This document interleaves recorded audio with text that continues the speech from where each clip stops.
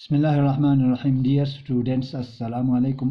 پہلی بار میں آج پہلی دفعہ یہاں پہ ایم پی ایس برو کی جانب سے آپ کے اردو نصاب کا استاد حاضر خدمت ہوں ایک نیا موضوع لے کے۔ آپ کے اردو نصاب میں شامل نظم کے حصے میں سے ایک نظم اکبرالہ آبادی کی لکھی ہوئی ایک نظم ہے نئی تہذیب کے بارے میں۔ یہاں پہ اس نے اس نظم کے ذریعے ایک تنقیدی جائزہ لیا ہے نئی تہذیب کا، تو ایک پیشن گوئیاں کی ہے اس میں نئی تہذیب کے بارے میں۔ تو یہ موضوع یہاں سے ہم سٹارٹ کریں تو یہ موجودہ طریقے رہی یہ ملک کے عدم ہوں گے، نئی تہذیب ہوگی اور نئے سامان باہم ہوں گے۔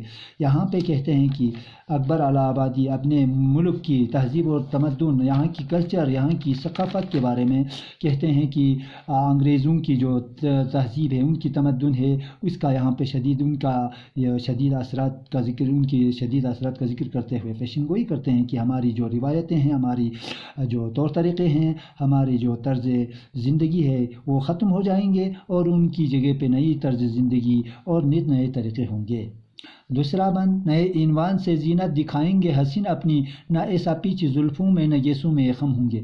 گیسوں میں نے بال کے جو لمبے سر کے بال ہوتے ہیں، لمبے بال، اس کو کہتے ہیں زلف ہو گیا۔ جو کان کے قریب ٹپکتی ہوئی بال ہوتی ہے اس کو کہتے ہیں زلف۔ نئے عنوان سے زینت دکھائیں گے حسین اپنی، حسین آئیں عورتیں، ہماری عورتیں جو ہیں نئے طریقوں سے اپنے حسن اور اپنی خوبصورتی کا اظہار کریں گی۔ نہ ایسا پیچ زلفوں میں نہ گیسوں میں خم ہوں گے، تو بال بنانے کے ان کے نئے طریقے ہوں گے۔ زلفوں اور گیسوں کے خم بدل جائیں گے، گویا آرائش اور زیبائش کے نئے طریقے، اپنے آپ کو سجانے کے، اپنے آپ کو ڈیکوریٹ کرنے کے نئے طریقے ہوں گے۔ نہ خاتونوں میں رہ جائے گی یہ پردے کی پابندی، نہ گھونگھٹ اس طرح سے حجب سوئے روئے صنم ہوں گے۔ خواتین پردے کی پابندی کرنا چھوڑ دیں گے اور گھونگھٹ نکل کر جو چہرے کا پردہ کیا جاتا ہے وہ بھی ختم ہو جائے گا۔ بدل جائے گا اندازہ طباع دور گردوں کے، زمانے کی گردش سے، دور گردوں سے، زمانے کی گردش سے طباع، جو اچھے طبیعت رکھنے والے لوگ ہوتے ہیں وہ بھی بدل جائیں گے۔ نئی صورت کی خوشیاں اور نئے اسباب غم ہوں گے۔ تو کہتے ہیں کہ یہاں پہ تو زمانے کے ساتھ ساتھ اکبر فرماتے ہیں کہ زمانے کی گردش سے لوگوں کی طبیعت کے انداز بدل جائیں گے، زمانے کے بدلنے کے ساتھ ہی نئی طرح کی خوشیاں ہوں گی، یعنی زندگی کی دوڑ میں بہت تیزی آ جائے گی، جس کی وجہ سے غموں اور پریشانیوں کے اسباب بھی نئے قسم کے ہوں گے۔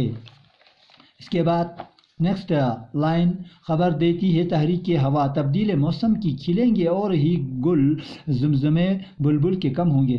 ہوا کی چال موسم کے تبدیل ہونے کی خبر دے رہی ہے، یعنی جس طرح مشرق کی قدریں ختم ہو رہی ہیں، فنا ہو رہی ہیں، تو طرز زندگی بھی بدل رہی ہے، یعنی اخلاقی قدریں ہماری نیست و نابود ہو رہی ہیں۔ اس سے ظاہر ہوتا ہے کہ حالات بھی بدل جائے گا اور اچھی باتیں کرنے والے لوگوں کی کمی ہوگی، کم ہوں گے۔ عقائد پر قیامت آئے گی ترمیم ملت سے، نیا کعبہ بنے گا مغربی پتلے صنم ہوں گے۔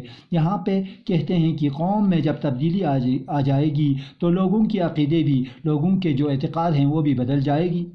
عبادت گاہوں کا طور طریقہ بھی نیا ہوگا، بدل جائے گا، اور مغربی خیالات کو جو ہے بتوں کی طرح ان کی پوجا کی جائے گی۔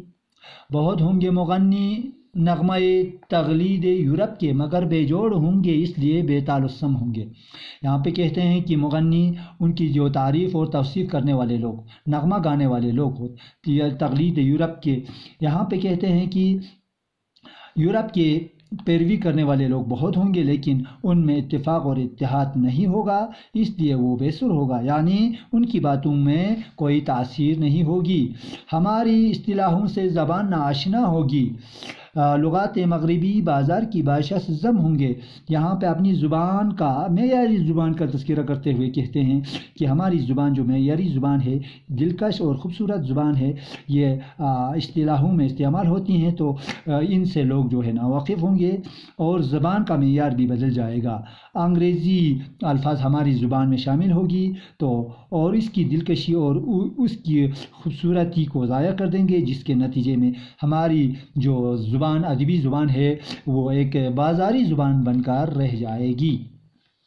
اس کے بعد کہتے ہیں بدل جائے گا، معیار شرافت چشم دنیا سے زیادہ تھے جو اپنے ذام میں وہ سب سے کم ہوں گے۔ اس مصرعے میں کہتے ہیں دنیا والوں کی نظروں میں ہماری شرافت کا معیار بھی بدل جائے گا، یعنی اچھے اور نیک اوصاف رکھنے والے لوگ بہت کم ہوں گے، ہمیں دیکھنے کو بھی نہیں ملے گا۔ گزشتہ عظمتوں کے تذکرے بھی رہ نہ جائیں گے، کتابوں میں دفن افسانہ جاہ و حشم ہوں گے۔ یہاں کہتے ہیں کہ یہاں تک اپنے شاندار ماضی کی بات بھی کوئی نہیں کرے گا، اور اپنے قوم اور ملت کی جو ایک شان اور شوکت اور ایک جاہ و جلال کی کہانیاں اپنی کتابوں میں درج ہیں، وہ بھی کتابوں میں ہی دفن ہو کر رہ جائے گا، یعنی ان کتابوں کا مطالعہ کرنے والا، ان کتابوں کو پڑھنے والا کوئی نہیں ہوگا۔ اس طرح سے کہتے ہیں۔ تو اس کے بعد کسی کو اس تغیر کا نہ حس ہوگا نہ غم ہوگا، ہوئے جس ساز سے پیدا اسی کے زیر و بم ہوں گے۔ تو اس میں کہتے ہیں کہ اس تبدیلی کا نہ کسی کو اس کا کوئی احساس ہوگا، نہ ہی اس کا کسی کو غم ہوگا۔ لوگ جو ہے جس ماحول میں پیدا ہوں گے، جس ماحول میں زندگی گزاریں گے، اسی ماحول کو اپنائیں گے، اسی ماحول کو بہتر سمجھیں گے۔ لاسٹ میں کہتے ہیں اکبر آبادی اپنے آپ سے خطاب ہو کے ایک جو ہے مایوسی کا اظہار کرتے ہوئے فرماتے ہیں، تمہیں اس انقلاب دہر کا کیا غم ہے اے اکبر؟ بہت نزدیک ہے وہ دن، نہ تم ہوں گے نہ ہم ہوں گے۔